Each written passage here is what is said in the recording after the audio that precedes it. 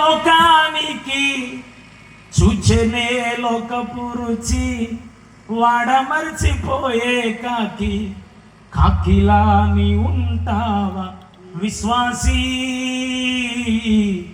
పావురు వల్లే తిరిగొస్తావా విశ్వాసీ అన్నాడు ఆయన.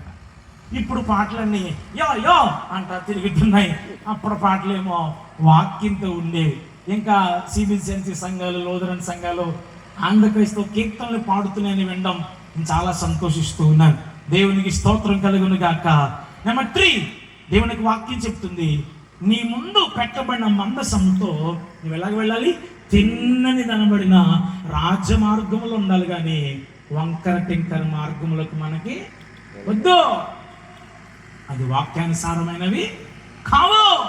ఒక్కవేళ నీ అటువంటి వంకర త్రోవ ఉంటే, నీ అటువంటి వంకర మనస్తత్వం ఉంటే, ద్వంద్వ స్వభావం ఉంటే, ark of the Lord cannot stay and abide with you.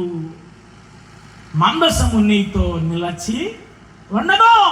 మందసము నీలో నిలిచి ఉండాలంటే నెంబర్ 1 మెడవంచి అనుభవాన్ని కలిగి ఉండాలి.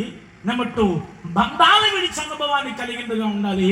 మూడవదిగా రాజమార్గమును బడి కుడికైనా ఎడమకైనా తొలగిపోక తిన్నని కనబడిన త్రోవలో చక్కగా పోవాలి. 3వ మాట.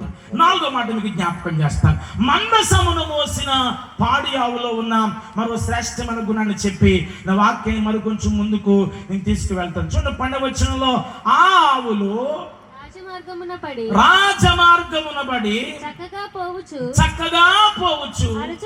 ఆగండి ఒకసారి. ఏం చేస్తున్నాయంట? అరుస్తున్నాయి. సాధారణంగా ఆవులు ఎలా వస్తాయంటే అంబా అంబా అని అరుస్తాయి. ఇప్పుడు ఈ ఆవులు ఏమని అడవాలి? అంబా అంబా అని అరవకూడదు. ఓ పక్కేమో అదే మీకు తెలిసిన ఆడవారికి, అమ్మోళ్ళు ఏమనుకోకండి,